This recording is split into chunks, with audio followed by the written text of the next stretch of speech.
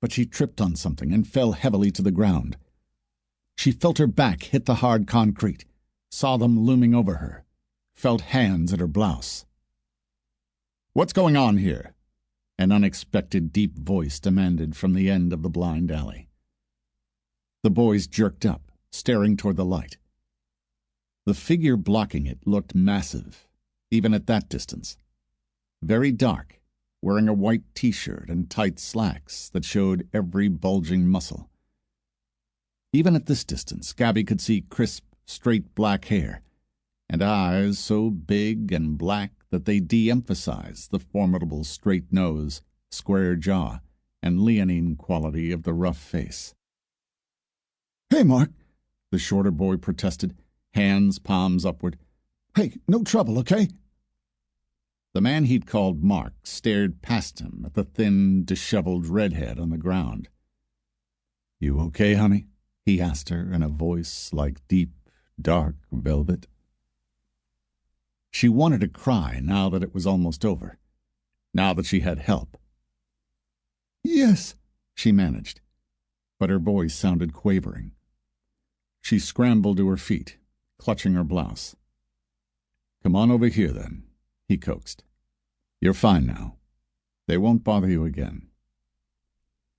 Once she was safe behind him, Mark took 2 quick steps forward.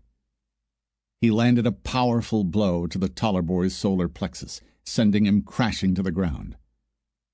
Almost without pausing, he spun around to Gabby's other attacker, who by now was cringing. A quick right hook sent the boy sprawling next to his friend. "That make you feel any better, honey?" Mark asked with a chuckle. "Thanks," she said, panting and holding tight to her open purse as she joined him. He looked good even close up, grease stains and all. His mouth was wide and had a chiseled look to it, and he was smiling mockingly. "My pleasure. Terry and Gus aren't my favorite neighbors. They take any money?" "A little," she said, glaring down at them. "Let them keep it. I don't want to soil my hands by touching it." Mark scowled and moved forward again. He bent and jerked the $10 bills from the grasp of the shorter boy, who was still groaning. "Forget it, Gus," he said tightly. "You're not getting paid to attack little girls. Stick your dirty nose in my neighborhood again and I'll cut it off even with your eyelashes. Understand?" Gus swallowed. "Yeah, sure, buddy." He looked nervous.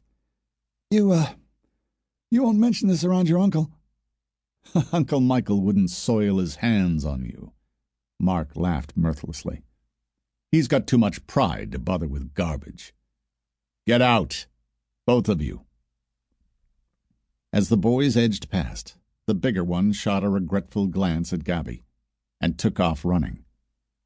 One of them made a gesture that caused her to blush, but Mark returned it with interest. "Hot shots," he muttered, staring after them with his hands on his narrow hips. He looked down at the girl curiously, noticing her cashmere sweater, leather purse and boots, and real pearl earrings. Money, he thought.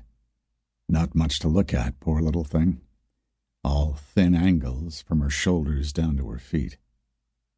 That wild auburn hair must look stylish to her own crowd.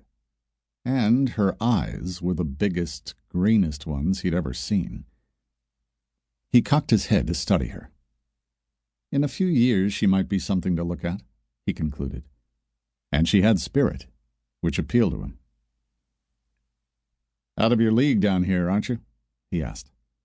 "I sure am," she agreed, brushing back her hair. "From now on, it's karate lessons. I'm being wasted at music class." He chuckled. "What's your name?" "Gabrielle. But I'm called Gabby. Gabby Bennett. And you?" "Marc Stephano," he volunteered. His head jerked toward the garage down the street.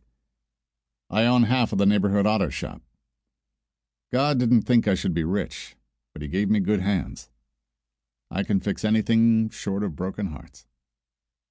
"You saved me."